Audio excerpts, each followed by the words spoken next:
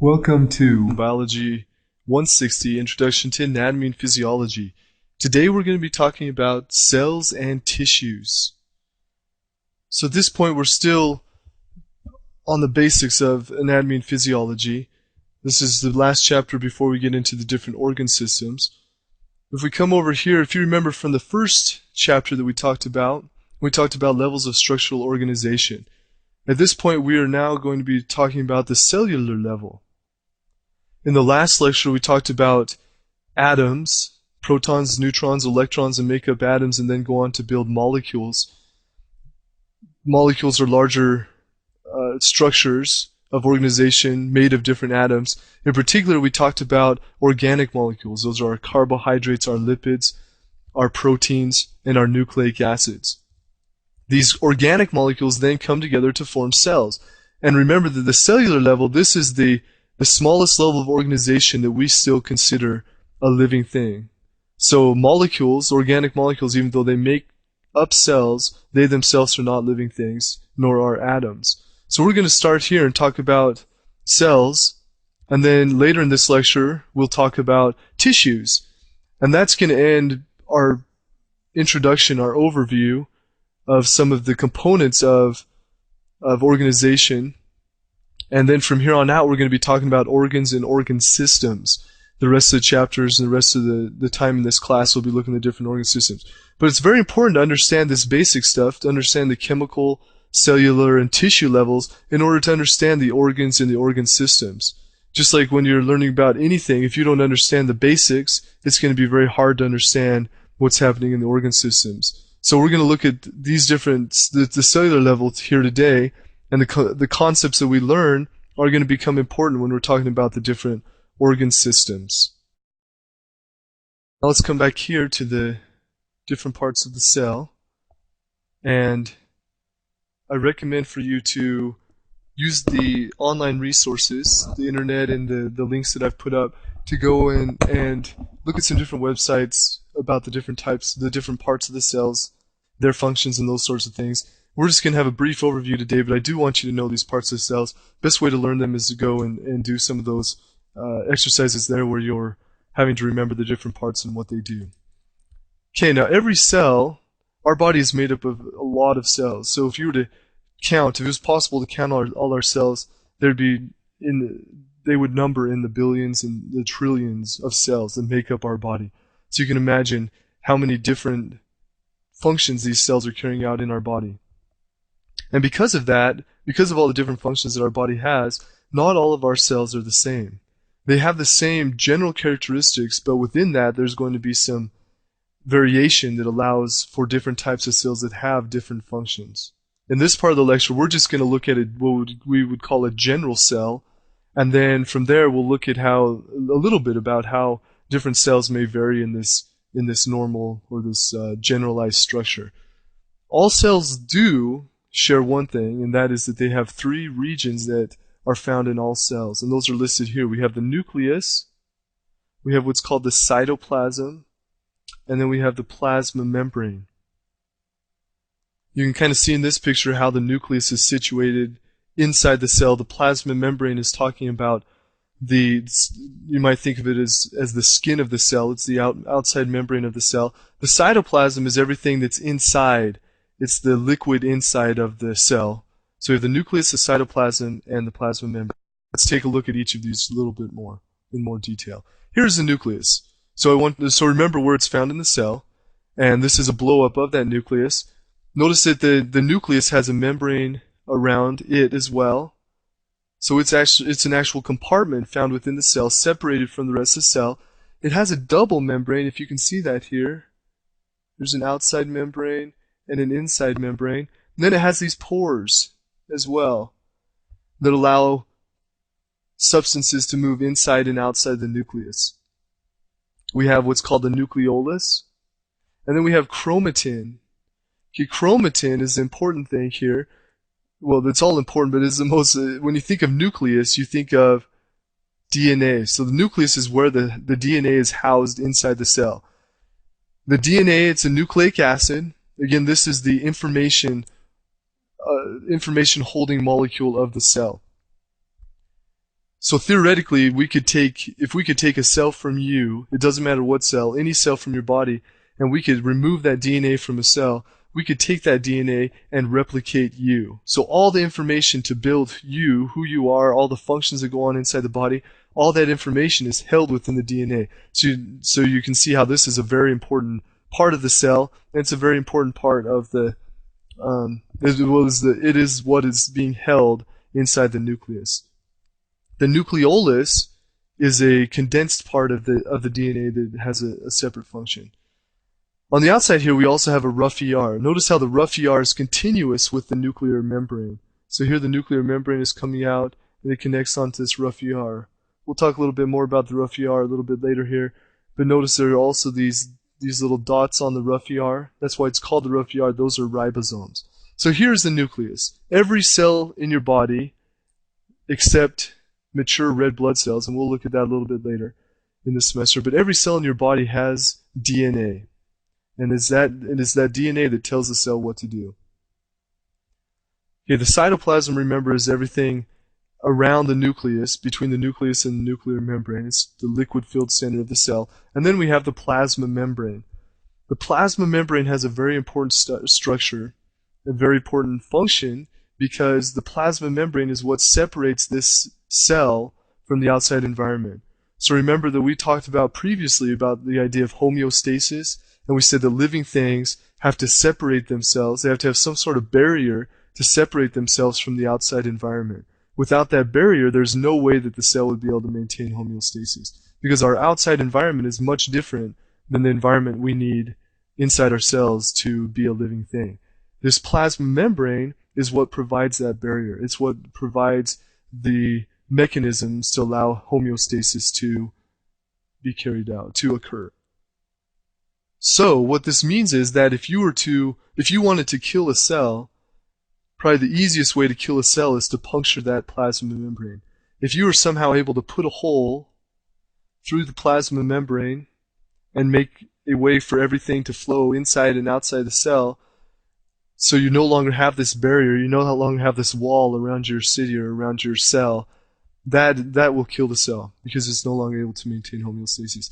And interestingly enough, this is what a number of drugs do that we take to fight bacteria and infections and things like that. So bacteria are cells, they're living things, they have a plasma membrane. So as we take these drugs, what they do is they will puncture this plasma membrane and in that way kill the bacteria. This is also how some of our white blood cells in our immune system function as well. So I want to point out a few parts of the plasma membrane here because it is very important. First of all, we have these little guys here. Notice that if we were to blow this up, it looks something like this. We have a head, and then we have these two little legs, and one of the legs has a nice little kink in it. In the last lecture, we talked about a type of organic molecule called a lipid, and one of the types of lipids we talked about was a phospholipid. This here is a phospholipid. Notice our plasma membrane is made up of a layer of phospholipids on the outside, and then there's a layer of phospholipids on the inside. So they're one on top of another. So it looks something like this. And then they form these large sheets. This is what our plasma membrane is made of. This is the fundamental component of the plasma membrane.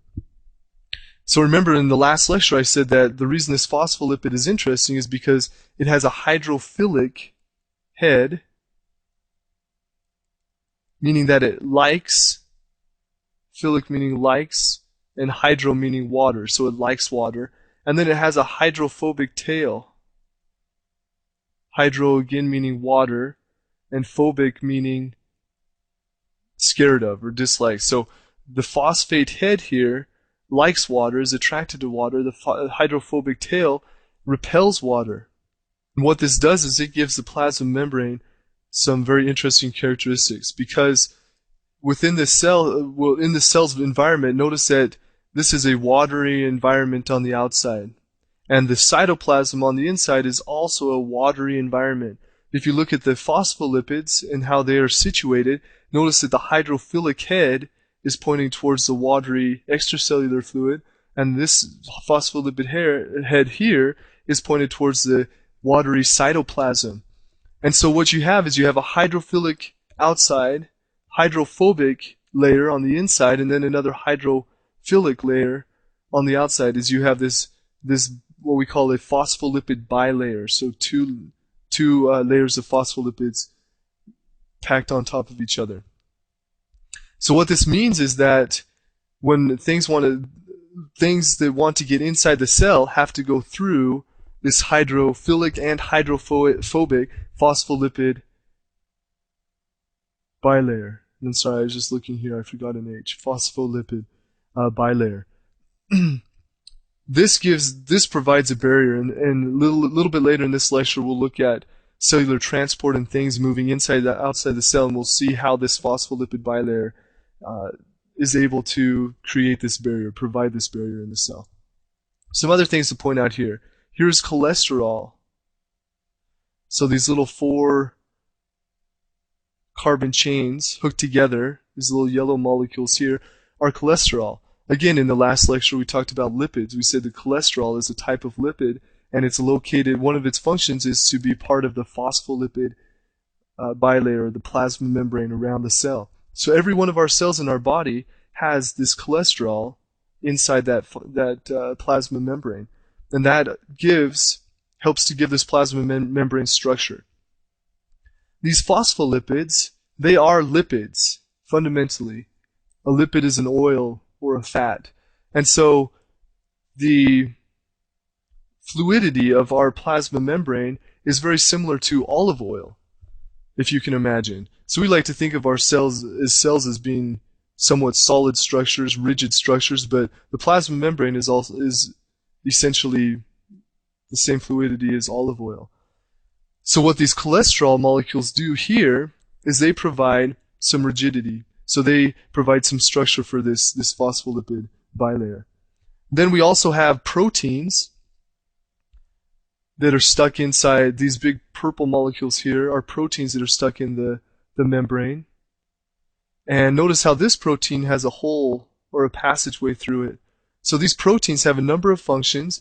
They can function as a doorway. So if this phospholipid bilayer is our wall, this is a doorway that can allow certain things that our cells want inside or certain things they want out of the cell to move inside and outside. So that provides that. Notice here that this protein, this purple protein here, has a little carbohydrate chain stuck on the end of it. And we call this a glycoprotein. Glyco meaning the sugar. So it's a protein with a sugar attached to it.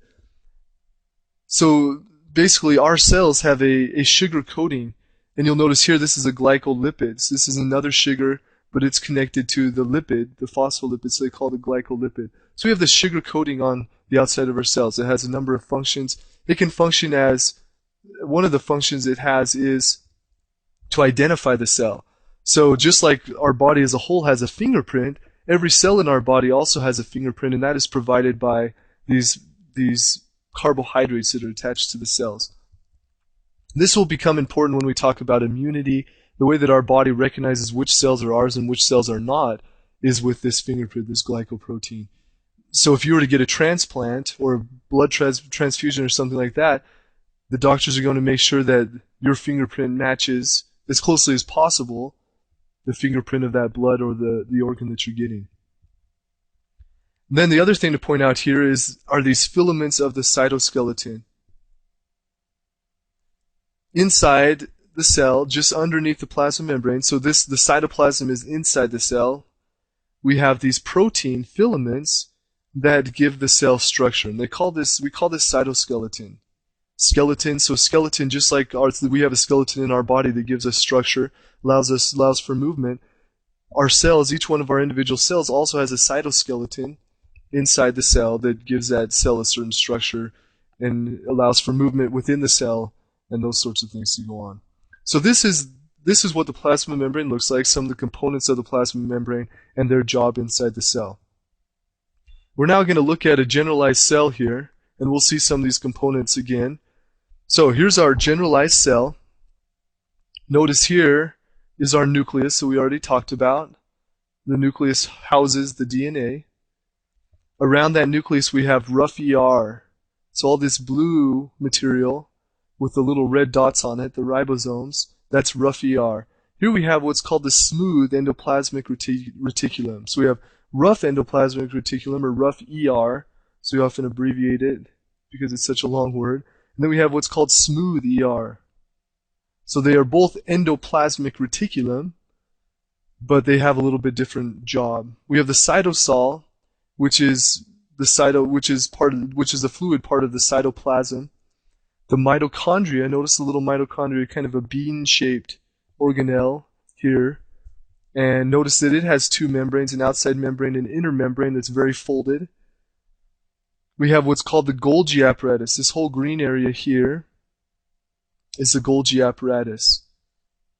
We have the plasma membrane around the whole cell that we already talked about. But notice here that the plasma membrane can have some different structures as well. We have here a folding in the plasma membrane that we call a microvilli. And this fold is given its shape by a microfilament, which is a type of the cytoskeleton. A microtubule and intermediate filaments, these are all part of the cytoskeleton, which we just talked about briefly. Different types of filaments that make up the cytoskeleton. We also have a lysosome here. Notice the lysosome. And then we have also something called a peroxisome. Okay, these are the major parts, the major structures of the cell. We call them organelles. Notice this word here. So if our whole body was a cell, within our body we have these organs, these compartments that have different jobs. So our cell itself, as a living thing, it also has these compartments. Each of these compartments is called an organelle. So the nucleus is an organelle, the Golgi apparatus, the rough and smooth ERs, the mitochondria, these structures are called organelles. So I want you to know these organelles, the nucleus, the rough ER, the ribosomes, the Golgi apparatus, peroxisome, cytoskeleton, mitochondria, lysosome, and the smooth ER. These are the organelles that I want you to learn and know their function. We'll talk a little bit about them here in just a minute. Centrioles are not organelles. You can see them here, but they become important when we talk about cellular division, and we'll see that here as well. Microvilli is also not an organelle. It's just a folding of the plasma membrane. Okay, so in the next few minutes here, we're going to go through some different functions of some of the organelles inside the cell, and then we'll get into some of the different cells. We'll look at cellular division and those sorts of things. So since we've already been talking for about 20 minutes, why don't you, at this point, we'll end this recording, but before you go on to the next recording, I'd like you to take some time and go over each of these organelles that I pointed out here, write them down, and write down what their function is, just their general function in the body, and then start the next recording, or the next part of the lecture, and we'll go over each of these parts of the cell.